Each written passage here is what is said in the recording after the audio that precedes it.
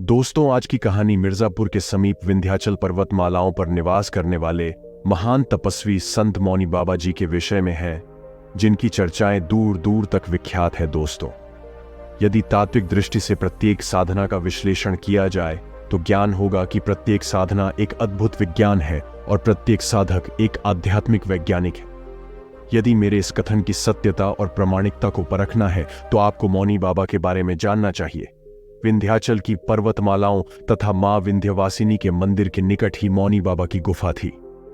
वहां वह अपने 2 शिष्यों के साथ मां गायत्री की अखंड साधना में लीन थे। मां गायत्री की निरंतर साधना तथा गायत्री महामंत्र के जप और ध्यान के प्रभाव से उनका व्यक्तित्व सूर्य की तरह प्रखर तेज से आलोकित रहता था। वह एक ऐसे सिद्ध साधक थे जिनके पास विभिन्न सिद्धियां और विभूतियां सजह उपलब्ध थीं। उनकी ख्याति दूर दूर तक फैली हुई थी, किंतु वह स्वामी जी मौन व्रत के कारण किसी से बातचीत नहीं करते थे। उन्होंने 40 वर्ष से मौन व्रत ले रखा था, इसलिए वे किसी से मिलते, झुलते और बातचीत नहीं करते थे। हमेशा मौन रहने के कारण ही लोगों ने उन्हें मौनी बाबा कहना शुरू कर दिया था। जब भी उन्हें किसी वस्तु की आवश्यकता होती थी, वे संकेत देकर या जमीन पर लिखकर समझा देते थे। वैसे बाबा जी की जरूरतें कुछ खास नहीं थी। 2 अंगोछा और लंगोटी में काम चला लेते थे। भोजन में नीम, बेल और तुलसी पत्र पीसकर खा लेते थे। उनका जीवन पूरी तरह से एक तपस्वी का जीवन था।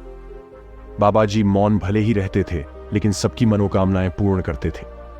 जो भी उनके पास आया कभी निराश होकर नहीं लौटता था, इसलिए सभी की उनके प्रति अटूट श्रद्धा थी। बाबा बड़े ही शांत, सौम्य और दूरदर्शी स्वभाव के थे। सूर्य सा तेज उनके मुखमंडल पर हमेशा दीप्तिमान रहता था। जिनको बाबा के आशीर्वाद से लाभ होता वह दूसरों को बताते थे।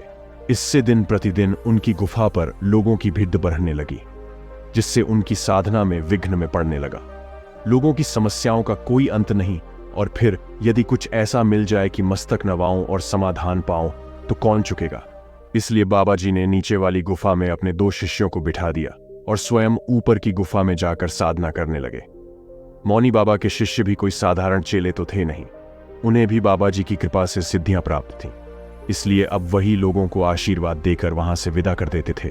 ज्यादातर लोग सांसारिक इच्छाओं की पूर्ति के लिए आते थे, इसलिए उन्हें उपयुक्त आशीर्वाद दे दिया जाता और वह संतोषपूर्वक वापस लौट जाते थे।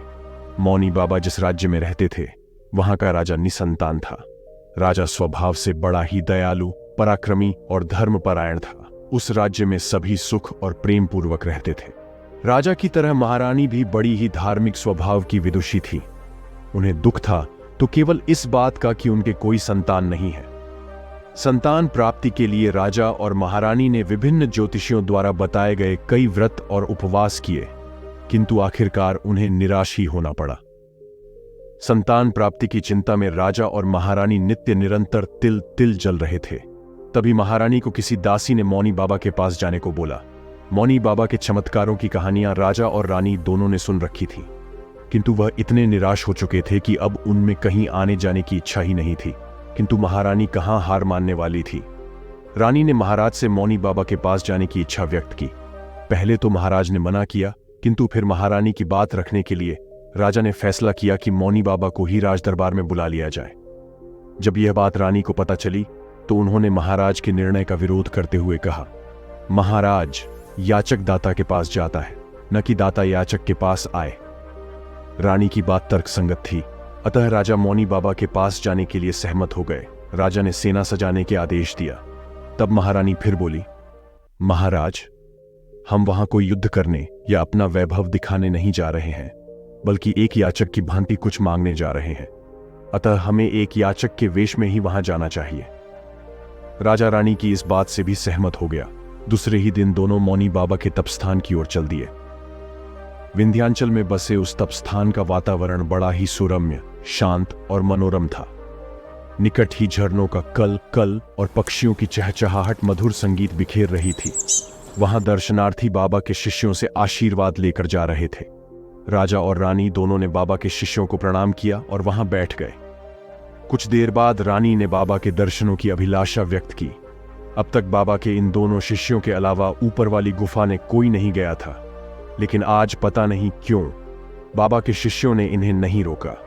राजा और रानी दोनों ने गुफा में प्रवेश कर गए। गुफा में बाबा के तप और शांति का अनुपम तेज बिखरा हुआ था। राजा ने इससे पहले ऐसा महान तपस्वी अब तक नहीं देखा था। रानी तो बाबा को देखते ही स्तब्ध रह गई। दोनों ने बाबा को दंडवत प्रणाम किया। बाबा ने अपना दाहिना हाथ उठा दिया। उन्होंने सोचा शायद बाबा मौन तोड़ेंगे, लेकिन बाबा कुछ नहीं बोले। वह काफी देर वहां बैठे रहे, लेकिन बाबा ने तो मौन व्रत धारण कर रखा था। राजा तो प्रतिदिन वहां नहीं आ सकता था, लेकिन उन्होंने रानी को मौनी बाबा के पास जाने की अनुमति दे दी। रानी प्रतिदिन बाबा की तपस्थली पर जाती थी और वहां आस पास साफ सफाई करती थी। वह घंटों इस आस में बैठी रहती थी कि बाबा मौन तोड़ेंगे और मुझसे बात करेंगे। ऐसे ही दिन पर दिन बीतते गए और बरसात का मौसम आ गया। एक दिन खूब तेज बारिश हो रही थी। बिजली कड़की, बादल गरजे, आंधी और तूफान से भयावह वातावरण बना हुआ था। ऐसे में भी रानी अपने संकल्प से नहीं डिगी। वह पूरी तरह से भीग चुकी थी, लेकिन फिर भी वह बाबा की गुफा के पास पहुंच गई। पहाड़ों पर फिसलने के कारण कई जगह चोट भी आई थी, जिनसे रक्त बह रहा था। एक बार तो वह एक गहरी खाई में गिरते गिरते बची। इतना कष्ट होते हुए भी रानी की निष्ठा बाबा के प्रति बनी रही। कहते हैं, इरादों के पक्के कभी नाकाम नहीं होते। यही रानी के साथ भी हुआ। रानी की ऐसी दयनीय दशा देख मौनी बाबा का हृदय करुणा से भर गया। उनका मौन टूटा और वह करुण स्वर में बोले, बेटी, तू क्यों इतना कष्ट सह रही है? आखिर तुझे क्या चाहिए?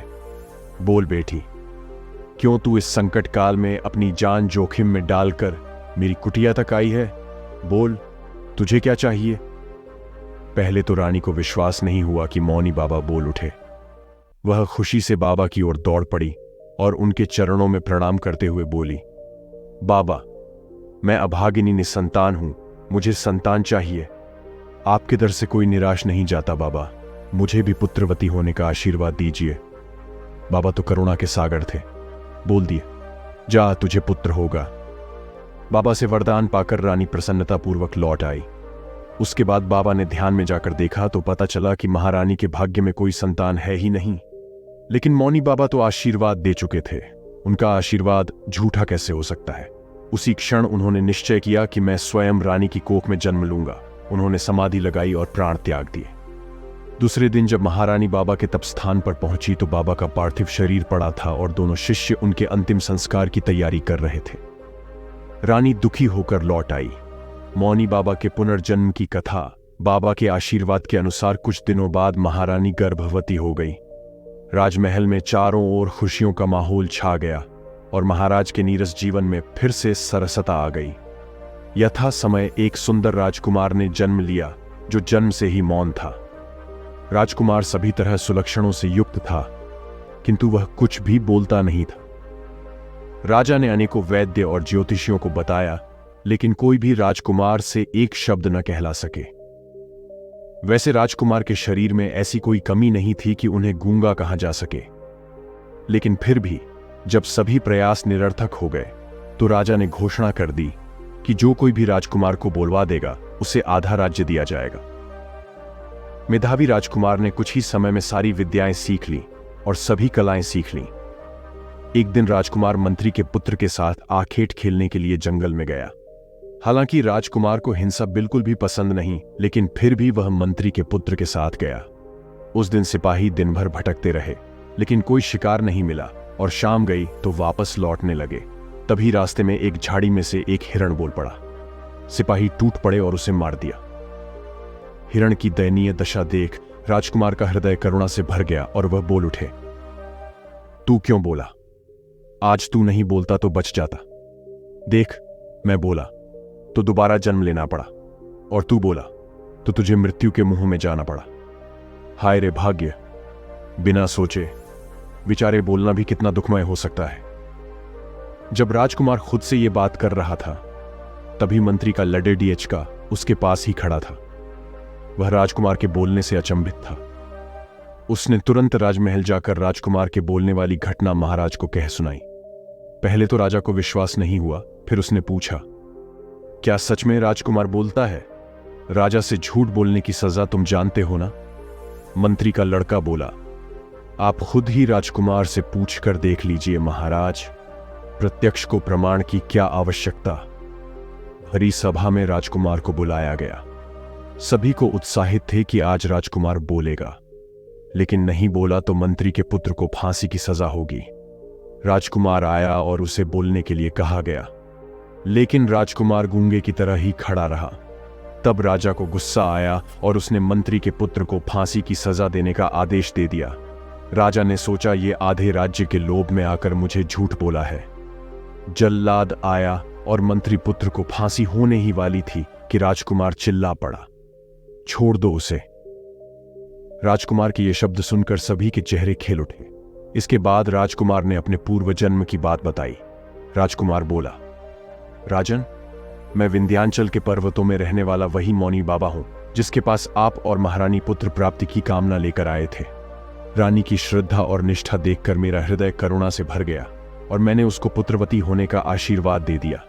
किंतु मुझे बाद में झात हुआ कि रानी के भाग्य में कोई संतान नहीं थी, इसलिए अपने आशीर्वाद को पूरा करने के लिए मुझ स्वयं को रानी की कोख से जन्म लेना पड़ा। अब रानी भी निसंतान होने के दुख से उबर गई है, अतः अब मैं पुनः अपनी तप साधना करने जा रहा हूं।